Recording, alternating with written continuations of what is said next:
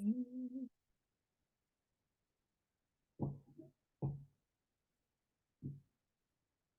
dokie. So that should have started.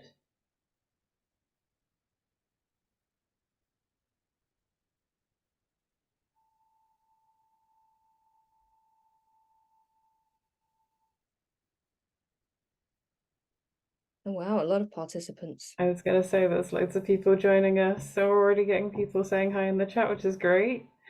Hi, everybody. Welcome to Science Fiction Writers Week for Pro Writing Aid this year. If you can hear us and see the screen, please can you leave a note in the chat just with your name and your location so that we know that you can have. That's brilliant. I can see that people are already doing that. That's great. And it's moving very fast, this chat already. Oh, wow, yeah, it is. So many people. I've got people from Boston, Chicago, Idaho, Italy. Italy, yeah, Germany, Wow. Manchester. Mhm. Nice one. It sounds like everybody's excited. So my name is Sarah. I'm from Pro Writing Age, and thank you all for joining us today. I'm just going to do some housekeeping items as we get started. So I'll just work through my slides now. There we go. So just to let you know that replays for this, if you want to watch it back and pause it, because I always like doing that, I generally miss stuff as we're going along. The replays will be added to the hub page once they're done processing by Zoom. So if you're an eager beaver and you jump on straight away and try to find the replay, you might be disappointed. But we will pop it on as soon as it's ready. Replays are available for everyone for a week after the event. So at the moment, it's until September 28th. After this date, the replays do get posted to the Academy page on our community. So they're only available to Pro Writing Academy members after that. This time we are offering a 40% off yearly Pro Writing Aid premium offer, which is great if you've decided that you want to upgrade and you want a little bit of savings, because everyone can appreciate that right now. And the premium tools are just getting better and better at the moment. Not that I'm biased. And so I think if you are interested, it's a great offer to make the most of. If you want to join our online community where we are talking about all things from science fiction writing to anything to do with writing, there are so many people already in our community, but we would welcome you with open arms to come and talk to us, talk to some of the speakers, join us in there sometimes. And yeah, you'll find a really, really welcoming writing environment, which is always a great thing to be able to boast about.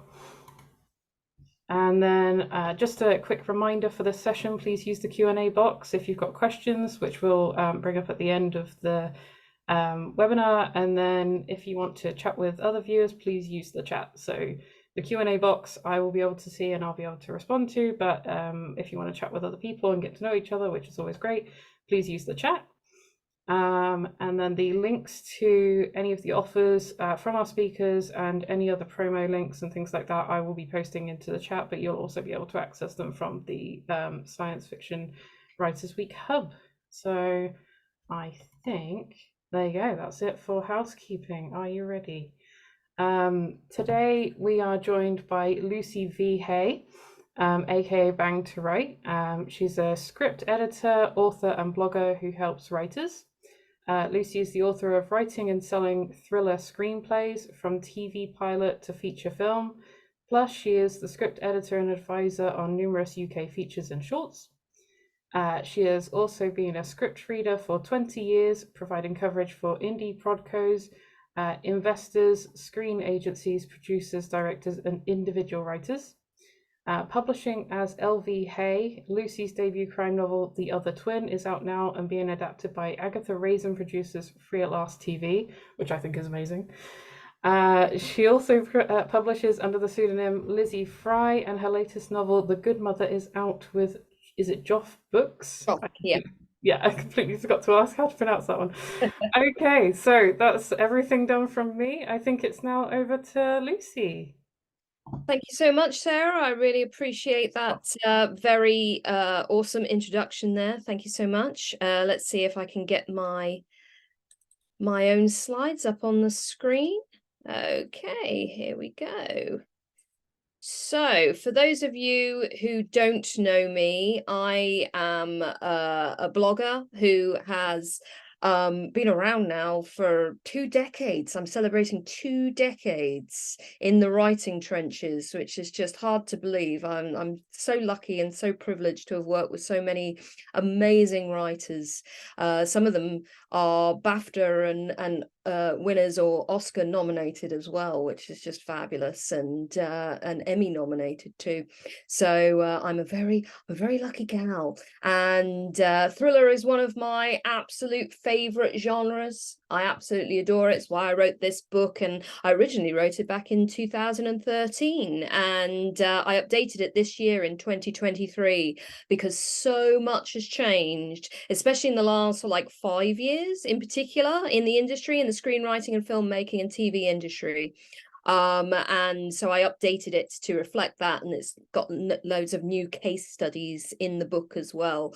And it's got like 100 extra pages, and basically everything you want to know about thriller writing, including science fiction, is in this book, including all the way through to how to get it funded, how to get it made, and how that actually works. So if you're sitting at home thinking, oh, I'd love to write a screenplay, but I've literally no idea how the industry works, well, this is where you start. Okay, and please do join us over at the main site, bangtowrite.com, because there's loads of free stuff over there. There's a resources page, and also I've just launched a new masterclass over there that's completely free.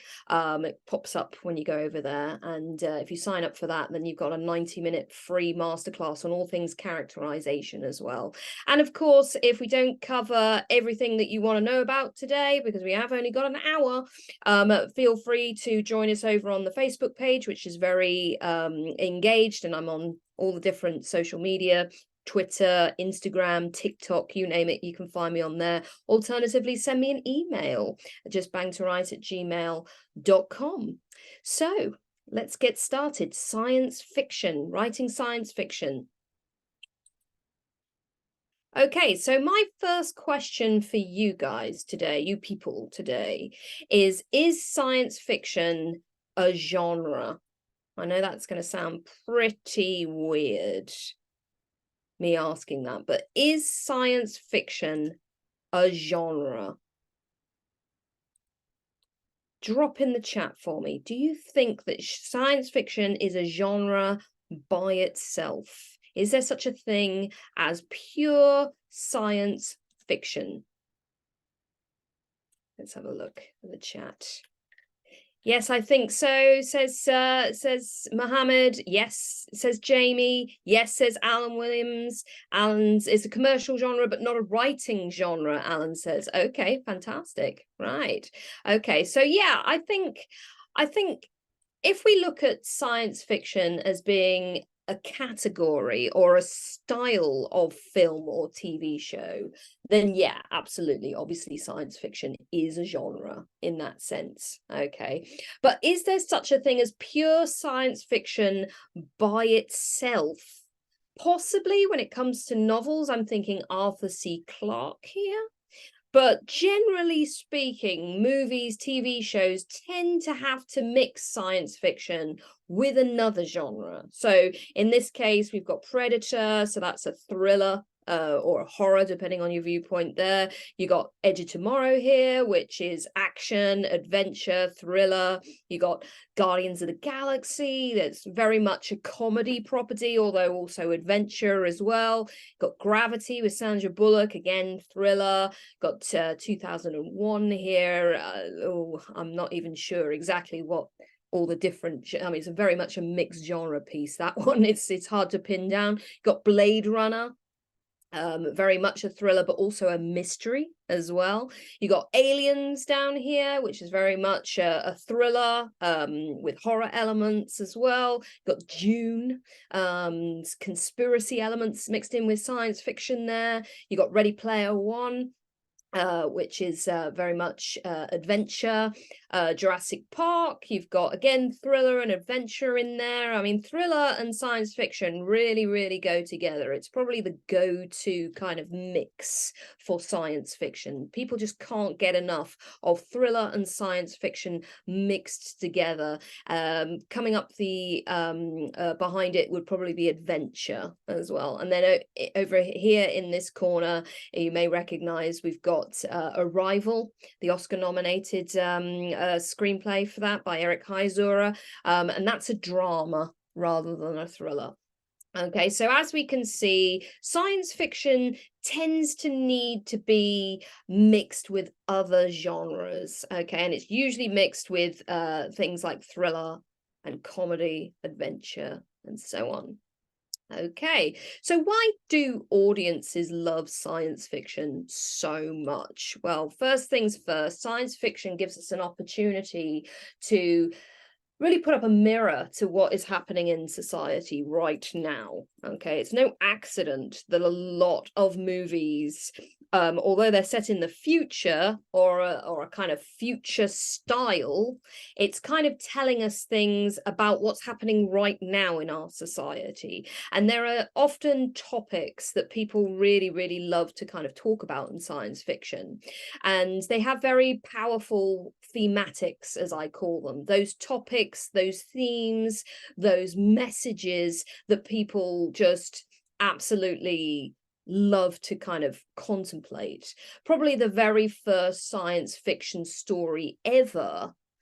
Well, what was the first science fiction story ever in terms of a story like in a novel?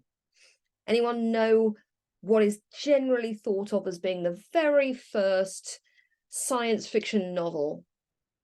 And it was written by a woman. I'm going to give you some clues. It was written by a woman. She was 18 years old, just 18.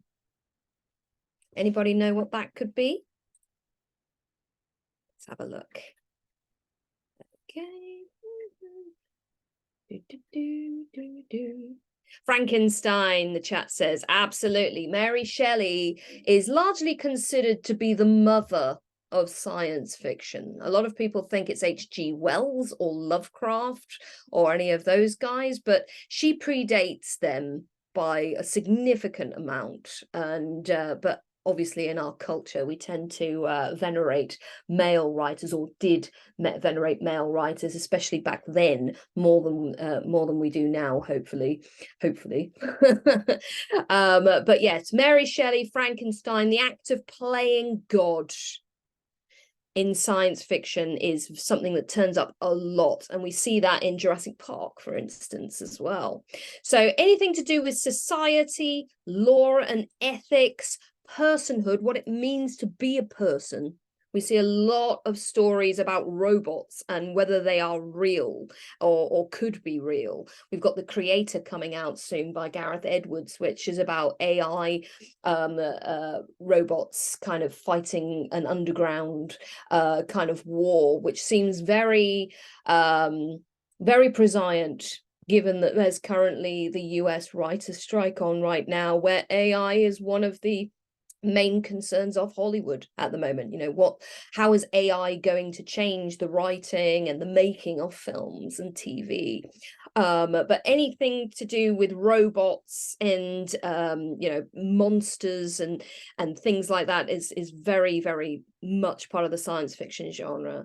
And then also we have issues of intersectionality in science fiction may come under scrutiny as well. So things like gender and race, LGBTQ, disability, those kind of things. Now, these don't necessarily come up as often as we maybe like, but it's happening more and more. And actually, science fiction, although it has a lot of problems with representation, as they call it, in terms of diverse characters, or as I prefer to call them, marginalized characters, and the things that they do, in terms of female leads, in terms of Black and Asian leads, queer leads, disabled leads. There's not as much as we would like, but it is happening a lot more now, which in turn makes a lot of people in the audience go, oh, Hollywood's gone woke. It's too wokeist now, which cracks me up a little bit, because movies have always been woke. If we actually kind of look through history and look at science fiction in particular, we can see lots and lots of these things being discussed throughout history, going way back in the decades, not just the last 20 years, but 30, 40, 50 or more years. And by the way, I'm using the word woke, not in its correct sense, because of course I'm describing the complaints of people online, not actually how the word is supposed to be used. Okay, so basically science fiction is what's known in the industry as genre busting. But what does that mean? Okay, so what is genre busting? Sometimes you might hear it referred to as elevated genre, and science fiction is very frequently an elevated genre. And by that, we mean we've got pre-sold elements to it. Does anybody know what pre-sold means? Drop it in the chat if you know what pre-sold means. Any ideas? Tropes, says Frank. Mark says tropes as well. A fixed template, says Leslie. Leisha says, I guess a trope. Things people already know about, says Lou. That's exactly it. Pre-sold just means there are things here that people like for whatever reason. Okay. And very often that's also referred to as a commercial hook. So in other words, there are certain elements in the story that we're already familiar with and that we already like. Okay, so a commercial hook kind of hints at this notion of a cultural desire, and a very obvious thing that brings people in immediately to your science fiction story would be something like dinosaurs. We've had 6 Jurassic Park movies now for a good reason. They sell. People love dinosaurs. They absolutely love them. They love giant monsters like kaijus. They love giant robots. They love stories about playing God, like Frankenstein. It's no accident that Frankenstein has turned up thematically in multiple science fiction stories, because we're all very interested in these kind of topics and in these kind of philosophical questions, and in certain things like dinosaurs, giant robots. We just love them, and that element helps sell your story, or helps get people to read your story. Okay, so we're talking about an established genre or story, mix it with something else like science fiction. That's how you get read. That's how we subvert expectations. That's how we make it feel fresh and make people want to see our movie, want to see our TV series, want to read our book, want to read our script, whatever. Okay, so genre busted sci-fi thrillers. Let's do some examples here now of genre busted sci-fi thrillers. So obviously The Matrix, very much a philosophical question about I mean, it's a transgender allegory, we know now, 20 years on, after the Wachowskis have transitioned, but also on top of that, we're dealing with allegory towards Alice in Wonderland. That Neo has to follow the white rabbit. That's a pre-sold element. But also we're dealing with machines. We're dealing with machines versus man, which is very much a pre-sold element of the Matrix, even before we get to the philosophical notions of everybody being in, living in a alternate reality, being a battery for the machines. Okay, Looper deals with time travel. Time travel is something that people just love. I was talking a moment ago about pre-sold elements like giant monsters and robots. Time travel is another pre-sold element that people absolutely love. And if you can come up with a new twist on time travel somehow, then that can get you some serious notice in your screenplay. Terminator, we've got machines versus man again, also time travel. Okay, so sometimes we can get two pre-sold elements and mix them together to make it feel fresh. So time travel meets a giant robot, man against machine, all that kind of stuff. Very, very interesting. Black Panther is a great example here of what's known in the industry as Afrofuturism. One of the problems with science fiction is it's inherently white. In fact, it's super white. You know, most of the people that write it are white. Most of the characters who appear in it are white. Here we have Wakanda and vibranium and a black king who is very much a technological kind of country and pretending that it's a third world country to make sure that nobody else can have its vibranium. And Afrofuturism is something that, you know, started a long time ago. You know, there's been a small contingent of Black authors from the African diaspora who write science fiction, and Afrofuturism is the kind of pushback against the kind of whiteness of science fiction that it is traditionally. And Black Panther showed in 2018 how audiences are really ready to get behind such properties. You know, it felt fresh and new to a lot of people in the audience because they'd never been aware of Afrofuturism before that. You had to be someone who was very deeply into science fiction books and to science fiction authors and decolonizing your bookshelf to really know a lot about that. It was one of the first times that Afrofuturism was brought to the mainstream via Marvel. And so if you can find something that's very significant and very interesting to people, but niche, like Afrofuturism was in publishing before, rightly or wrongly, and then bring it to the, you know, update it, bring it to the mainstream somehow, then that can get you serious notice as well. Free Guy is another one about video games. Ryan Reynolds' character Guy discovers he's a non-player character in a video game. And he decides that, no, actually, I want to be the hero of this game. And it was just a really, really good, fun idea involving video games. You didn't even have to be a video game player or even understand a lot about video games to watch that film. I mean, I don't think I've ever played a video game in my life, but I loved Free Guy. I thought it was a really fresh, unique, interesting, genre-busted take on video games, but equally on the thematics of what it means to be a hero as well. Okay, so basically all the movies on my first slide are genre-busted in some way. All of them are. And the reason for this is because, well, why do you think it is? Why do you think science fiction really needs to be genre busted? Any ideas? Drop in the chat for me. Okay.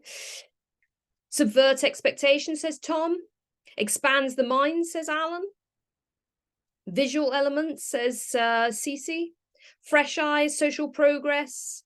It's too niche if it's not genre busted. Should be out of the box to create character conflict. Yeah, basically all of those things is why people love genre busting. But ultimately, science fiction is really, really expensive to make. Super expensive to make. We're talking 150 to 200 million a lot of the time. And so as a result, we have to mix all of those kind of futuristic elements and ensure that they have something relatable about them, like comedy or thriller or horror or something that will mean that people get behind it, because the last thing the studios want to do is fund a movie or a TV series that basically ends up, you know, not watched by enough people, because we're talking about throwing away millions and millions, you know, and even pro writers struggle to get science fiction greenlit. Over here, I was talking earlier about Arrival, and Arrival came from a short story by Ted Chiang called Story of Your Life. And it was written by Eric Heisura, who went on to get the Academy Award nomination because the script is just awesome. It's amazing. But even though Eric Heisura had worked in the studio system for a long time, he'd written on Final Destination, he'd written the Thing reboot, he was a contender. You know, he was a guy who's gone on to write such things as Bloodshot and Bird Box and Shadow and Bone for Netflix as well. But he had trouble getting Arrival greenlit. He had a lot of trouble with that, even though he was already known to the studios and he had to write it on spec. And he's written a lot about his struggle to get Arrival made because it's expensive. Science fiction is always expensive. And he, rather than go with something like thriller, he chose drama. And that was a good thing because Arrival was amazing and awesome. It's one of my favorite ever films. It's one of my favorite ever scripts to read. But drama doesn't sell as much as thriller or horror or mystery or comedy. That's the reality right there. So that's why, if he'd made it into more of a thriller than a drama, maybe he would have got it greenlit faster, perhaps. Don't know, because it didn't happen. But science fiction is expensive, and even people working at the highest level, like Eric Heisura, can struggle to get their projects greenlit. So that is always worth thinking about. So plotting in thriller. One of the reasons I recommend that writers write thriller science fiction is because basically it's the most popular kind of combo of science fiction and thriller going together.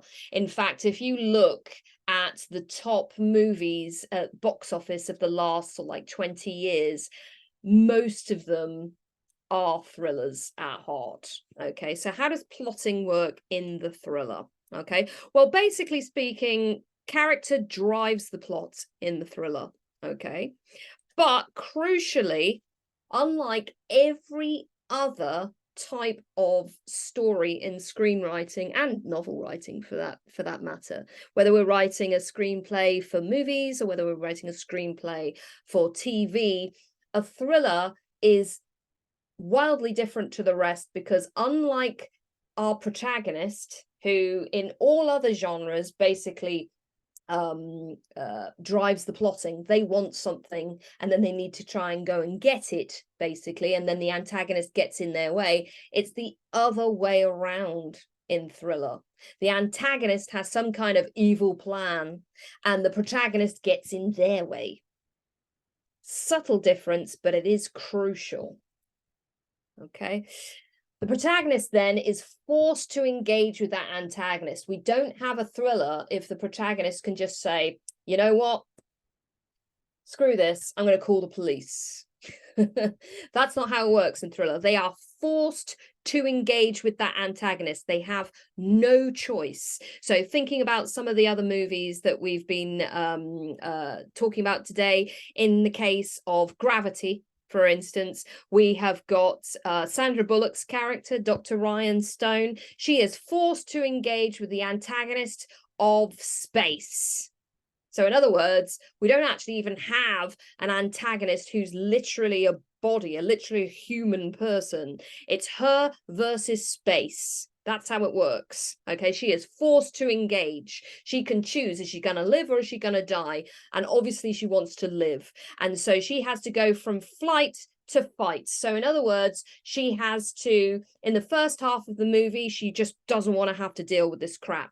and we see her trying to get a message through to Houston. She is hopeful that they can get to a space station and people there can help her, but of course there's nobody there. You know, George Clooney in the first instance looks like he's going to help her, but then of course he dies, or rather drifts off out into space. You know, she doesn't want to have to deal with this shit, basically. She doesn't want to have to deal with what's going on. Okay, and I call that flight to fight, because in the first half she doesn't want to have to deal with it. In the second half she's like, oh crap, I'm going to have to deal with this myself. And of course she does, and she makes it back to Earth through her own smarts. Okay, so that's the most obvious way of describing flight to fight there. But as we can see in all other thrillers, you know, the antagonist does something bad, and then the protagonist has to react to that. In my book, Writing and Selling Thriller Screenplays, I talk about how the protagonist is a firefighter. The antagonist does something, the protagonist has to react to that. In the first instance, they probably want to get away from the antagonist. But as the movie goes on, or the TV series goes on, they realize there's nobody else. I have to deal with this myself. Okay, so really thrillers are about tension, and tension is about escalation. A lot of people attempt to write screenplays and it just feels like much of a muchness, basically. There just is no sense of moving upwards. I like to think of a thriller as being climbing a mountain, basically. Your characters start at the bottom of the mountain, and then by the time they get to the top, that's the end. So in other words, the bottom of the mountain is the setup, the top of the mountain is your payoff. So basically, escalation, you've got to make life difficult for your protagonist. The antagonist has got to have that evil plan, and the protagonist doesn't look like they're going to survive, maybe. You know, life and death stakes are a big deal, and we see this a lot in science fiction. They're going to run out of air. They're going to get captured by aliens. They're going to get sucked into a black hole. You know, something bad is going to happen to them, and it is life or death stakes. Okay, and what I like to talk about is the showdown as that ending. You know, as you get to the top of the mountain, that's where the showdown happens. Okay, so plotting is basically characters climbing walls, each wall higher than the last, and that's from a book called Writing Drama by Yves Levandier, which I recommend to everyone, because it's a really good book and really kind of goes into the nature of conflicts and the nature of showdowns, and it's really helpful. So, but we need the same but different. Remember, I was talking about pre-sold elements earlier. We want things that are the same. There's no doubt about that. We want things about dinosaurs. We want things about robots. We want things about being lost in space. We want things about, you know, anything that you can think of in terms of science fiction. People love that stuff. But crucially, we want the same but different. So in other words, we want what's gone before, but not exactly the same as before. Okay, so producers work on precedent. So in other words, if you send them something, you send them your science fiction story there's nothing like it. Nothing has ever been done like that before. If it doesn't have anything pre-sold in it, then you're probably not going to get very far. Because how are they going to market that? If nobody's familiar with what this thing is, how are they going to market that? It's going to be very difficult. And remember, I've been talking about pre-sold being a cultural desire. So if you've come up with something that literally no one has ever heard of and no one can really kind of understand what it is, then obviously you're not going to sell it. Okay. But also at the same time, we don't want rehashes either.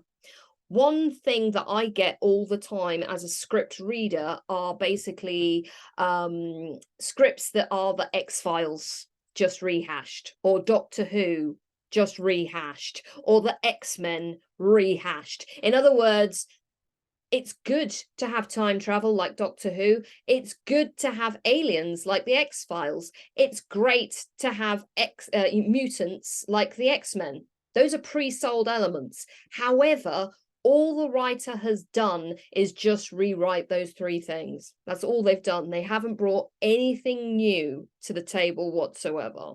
In other words, it's too samey. There's not enough different. Okay, so just as we don't want something that's completely out of the left field, we don't want rehashes either. And unfortunately, the average screenwriter concentrates on the sameness, and they don't concentrate enough on what makes it different, enough on subverting those expectations. Okay, so as a result, it becomes generic, it becomes boring, it becomes pedestrian. Okay, so what I would encourage you to do is do your research in the first instance. Producers want what worked. So you need to do some proper research into finding out what sold, why it sold, why people liked it. And I'm not talking about opinions here. There's a lot of people out there online at the moment making all these kind of mad proclamations about things being good, things being bad. No one cares. Okay, no one cares about your opinion. We're talking about evidence here. What sold and where and who liked it. Okay, so they want to know what worked, but they also want to break new ground. They also want that element that subverts expectations in some reason, and they want something that is genre busting to do that. Okay, so in other words, what I'm describing is your project's USP. Whatever science fiction idea you have, you need a unique selling point. It can't sound too much like the X-Men. It can't sound too much like Doctor Who. It can't sound too much like the X-Files. No, thank you. Okay, so you need to know what's gone before, what's missing. Okay, the best genre-busted projects, when they arrive on my desk and I'm reading the screenplay, I think, wow, why haven't I seen this before? That's a good USP right there. Okay. So who likes those stories? That's your target audience. A lot of people go, oh my God, why? I don't want to think about target audience. That feels like selling out. Or they say, oh, my story is for everyone because science fiction is so popular. No, absolutely not. That's not how it works. That's not how target audience work. Okay. There are movies that are incredibly popular that aren't for everyone. There are TV shows that are incredibly popular that aren't for everyone. You know, something like Avatar or Avengers Endgame. They vie for the top spot of the top movies that have ever been made in terms of box office, in terms of sales abroad, in terms of sales to TV companies and so on and so forth. But there are still people that haven't ever watched Avatar, who haven't ever watched an Avengers movie. There's loads of people who haven't. So this notion that your science fiction story is so awesome, it's for everyone, nah, that's not how it works. One of the reasons that Avatar and Endgame are so popular is down to the fact that science fiction and thriller and adventure is so popular. Absolutely. But the other point is that the target audience of Avengers, Endgame, and Avatar is what's known as the 4-quadrant audience. In other words, it's for old and young, male and female. Okay, so in other words, it's a way of looking at like the family audience, but it kind of understands that actually not everybody has a family who goes and sees these movies. So it's called the 4-quadrant audience: old, young, male, female. That's like the holy grail of target audiences. That is the mass audience right there. Okay, now maybe your science fiction idea is more niche. That is okay too, but you've got to know who it's for. You've got to know who it's for, because that's one of the questions that a producer will ask you. What is the target audience here? And if you don't know, then you look like an amateur. Okay. So that's my presentation on science fiction. Hopefully, I've given you a crash course into how science fiction works and why it's so popular and what producers are looking for in screenplays and why target audience and USP is so important. So don't forget to come join us over on the main site. Grab your free masterclass to on characterization to celebrate 20 years of Bang to Write. And equally come join us on the socials as well, because we're always chatting about movies. And by all means, send me an email after this class. Okay, so that's me. Oh, I'm back. Hey. Okay, that was great. That was very insightful. I certainly learned loads from that. And the chat has been going off with all sorts of different comments about everything you've been saying. We've got several really good questions in our Q&A, so I think if we want to work through those now, Mhm. I'm just going to have a look at this first one. So we had one first about definition of what a thriller was, because I think you were going through all of the examples you had and saying about the different Mhm. genres that were together. So this question is literally, what is your definition of a thriller? But I think take that sort of how you will with regards to science fiction. Yeah, I mean, thriller is something that requires, big stakes, life and death stakes. We're talking about escalation, we're talking about tension. We've got to get from usually we're talking a thriller is usually very short deadline. There's usually a ticking clock of some kind as well.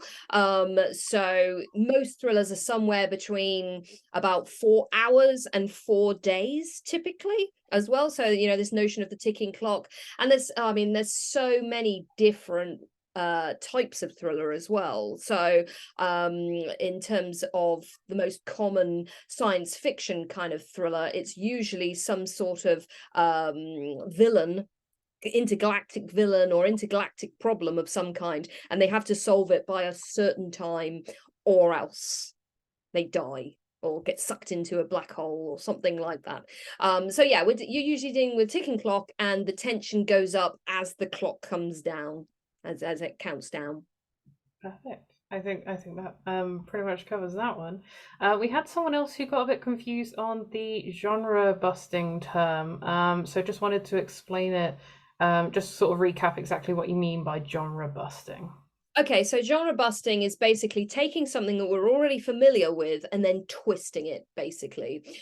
So any of the ones that I've talked about during the actual display presentation is genre busting. So something like Terminator, for instance. We had before Terminator, we had never seen robots from the future coming back to kill, you know, the kind of messiah kind of character. That feels quite familiar these days because we've had like 40 years of Terminator movies. But back then it was like, oh, we've never seen anything like that before. And we'd certainly never seen a robot that looked like Arnie before. And he was, again, we feel very familiar with very kind of muscle bound heroes now, but we have to remember that back in the 80s we'd never seen anyone quite like him in a movie before.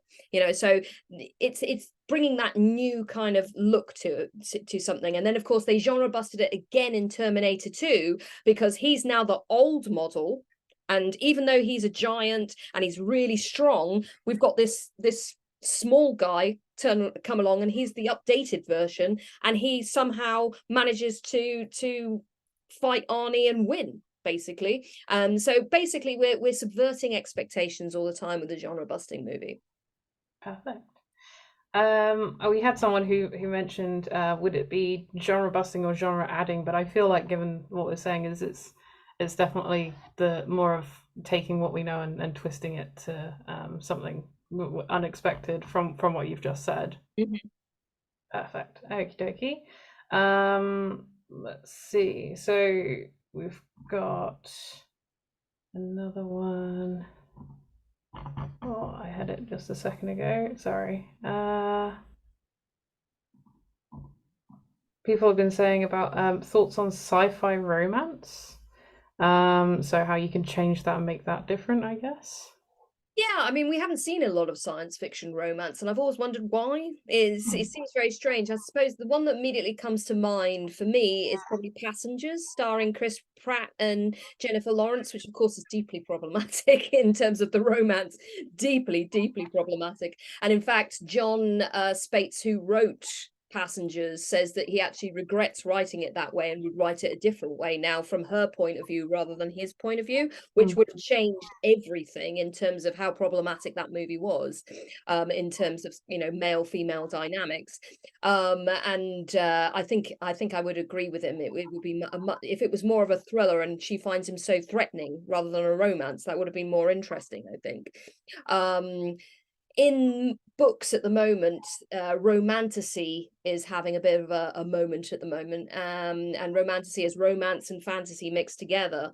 And I strongly believe that in the next couple of years, we will see romantasy turn into romance science fiction in books, but also in TV and movies more as well. So, because it is definitely something that is missing at the moment, and it's weird because romance is so popular, and why can't we have more romance set in space, or have like some kind of futuristic element to it. You know, I mean, we have seen some like The One on Netflix, for instance, where, and we've seen ones like Eternal Sunshine of the Spotless Mind as well, where you get, you know, people's your relationship wiped out of your brain and stuff like that. So I'd like to see more like that and more stuff in space as well. And Starman, someone's mentioned in the chat as well, was a great example of a science fiction romance, and I'd like to see more like that, definitely.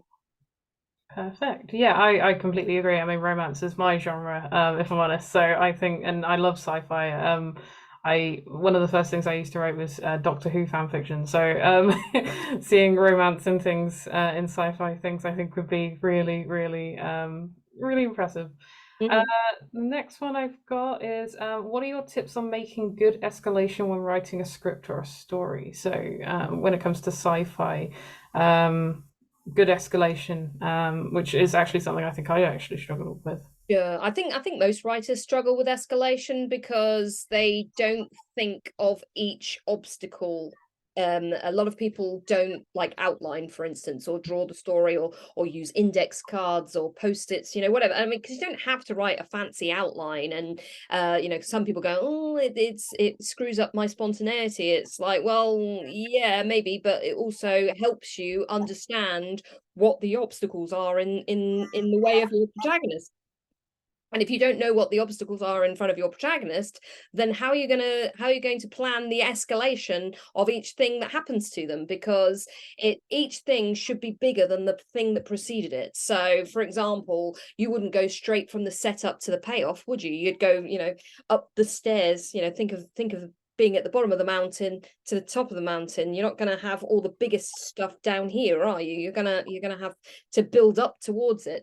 So yeah, I always recommend at least coming up with like 5 major tentpole events, and each one being bigger than the last one. Like I was consulting on a screenplay just recently, and it was a science fiction, and they get attacked by robot dogs very early on. And I was like, this is just way too early. This feels like a very serious thing to happen. And then they're just spending all their time, you know, holed up in the lab going, oh, I hope the robot dogs don't get me. Because it's like, and it's like, don't have the robot dogs first, have all the other things that, and then build up to the robot dogs. Yeah, I think that I imagine that would help with sort of building the suspense and adding the mystery if people don't know when bad things like that are going to happen. Mm-hmm. Mm-hmm. Absolutely. Okie dokie. Another one is can you speak more about how to identify your target audience? So you mentioned some really good points during the slideshow that I've actually made notes on. But yeah, if you could just recap a little bit about that, then I think that everyone would like that. Okay, so target audience just means who it's for. And there's multiple ways you can do this. I like to come up with an idea, then I go on IMDb or Rotten Tomatoes or anything like that, and I look for stuff like my idea. And I have never come up with an idea that other people haven't come up with before. And the average person is like that as well. You know, everyone thinks they're super original until they start doing some research and discover that actually we're all part of a herd, and we've kind of absorbed all these ideas from other people by accident.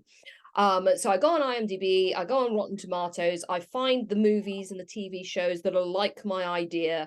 I read the reviews, I find out who likes them, all that kind of stuff. And then I have a kind of an idea of who it's for, basically, because very often you know, movie sites and review sites will actually reference who liked these things, you know, and who didn't like them. I also go on social media, I ask people, you know, who liked this movie, who liked that movie, and people can reply to me if they want to. I go on sites like Quora as well, you know, Quora, and there's lots of chatter on there about movies and things like that.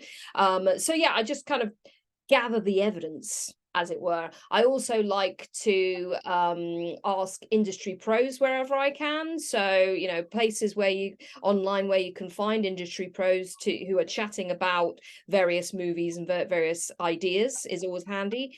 I always encourage people to join my group as well to chat about these things amongst themselves. And we've got some industry pros in there, agents, producers, that kind of stuff. A simpler way that a lot of people like to do is do what I call the John Steinbeck method. He talked about having one ideal audience member and actually write for them. So in my case, when I was writing a variety of novels and stuff like that, I would keep a friend in mind, or my husband in mind, or my children in mind, whoever it was, and say that person is the emblem of my target audience, because that person loves scares, they love you know, various tropes, they love various particular things, and they are the emblem of my target audience. So that's the simple way to do it. Alternatively, you can get online and search for ideas like yours. Who liked them? Why did they like them? Why did they not like them? And so on and so forth. That sounds amazing. We do have loads of Q&As at the moment, so I'm just trying to work through as many as possible. I'm just going to see if we've got... I think there was a question about... we've got a couple of questions about novels. Are you okay with answering Yeah, questions? I'm a novelist myself, so it's fine. Perfect. So, for novels, does the antagonist need their own POV in order to be a thriller? It depends. It depends. I write thrillers and I write crime fiction mostly, and in this one, under my real name, he does have his own POV, the antagonist. But in this one, under my pseudonym Lizzie Fry, it's just from her point of view. So I don't think you don't necessarily have to do certain things to qualify as a script reader, to qualify as a thriller when we're just reading it. It's yeah, no, I don't think you necessarily need to do that in the novel. POV is something that is very kind of personal to the writer, and it's just about telling the best story possible, as long as you use all the other tropes like the ticking clock and various other things to do with the antagonist. You don't necessarily have to have the antagonist POV, I don't think. Perfect. Okie dokie. We had a question that a lot of people seem to be quite interested in, which is, can you give an example of sci-fi works that are, I've put too left field. So you mentioned being too left field earlier, and I think people would like an example of it. Sure. I mean, by the time something gets made, it's usually considered to be okay, even if it's niche. So anything that is produced, they've used most people in the industry have said, I can work out who the audience is for this. So somebody like a movie like The Lobster, for instance, is really weird and really screwed up, but obviously did have its audience, but it's a very niche audience in comparison to, say, Avengers. So by the time something gets produced, usually it has an audience of some kind. But in terms of reading scripts, and I've read a lot of science fiction over the years. I've read a lot of science fiction, what I call science faction scripts. And in other words, they have come up with what they think is a science fiction story, but actually it's something that exists in real life. And as a result, that's not going to work. Equally, occasionally somebody will write something and they are trying to be deeply philosophical over something, but they haven't been accessible enough. So I'm like, I literally can't follow this story. And they're like, oh, but it's to do with this thematic or this thematic. And I'm like, I get that, but there is no story here. The characters aren't doing anything. They're just literally standing around talking about this theme thing, and that's usually the problem. So yeah, by the time we get to production, it's usually, I mean, even really deeply weird films like Annihilation by Alex Garland, for example, that's a very weird film. Oh, I think I've frozen, or you've frozen. I don't know. Hello? Oh no. Yes, we can see you, Lizzie. Okay, we can still hear. People can hear me, so that's good. But you've frozen, Sarah. So yeah, Annihilation is a very deeply weird film. There's no doubt about it. But you know, it was on Netflix. It got a lot of views, and people really liked it. But probably not as many people liked Annihilation as liked Infinity War. Okay. Ah, you're back. Oh, I'm so sorry. My laptop completely died and it didn't even warn me that it was gonna die. So I've just had to, yeah, I've just had to try and restart it. Sorry, I completely missed Happens. It's no half of problem. that. Technology, what can you do? Right, yeah. So I'm just looking through the Q&A to see if there's anything else. We've had a couple of questions about how we can, how the attendees can claim the free masterclass, because you mentioned it at the beginning. Yeah, sure. If you go to bangtowrite.com, a little pop-up will pop up and you can put your email in there and I'll send you the masterclass. If it doesn't come through for any reason, sometimes the autoresponder fails, just drop me an email and I'll send you the link. There's also, if the pop-up doesn't pop up on bangtowrite.com, if you just scroll down the main page, it'll say grab your 90-minute masterclass on characterization, and that will be the page. Perfect. Okay. Let's see.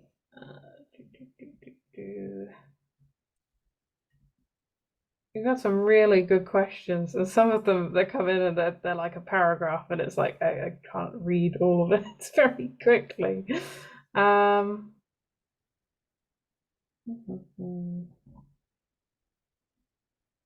We had a question. Do you think movie producers have any particular interest right now in eco-fiction slash fantasy slash science fiction?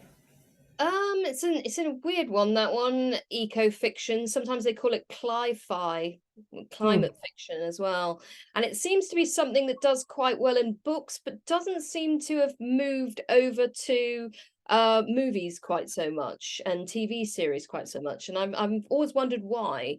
I can think of the odd one here and there. You know, you've got things like The Day After Tomorrow, and you've got things like Deep Impact, you know, both at, you know, like 20 years ago. And then you've got ones like there was one starring Keanu Reeves called Chain Reaction in the 90s that was about the climate thing. And then we've got just recently we had the Jennifer Lawrence one with Leonardo DiCaprio, Don't Look Up, I think it was called.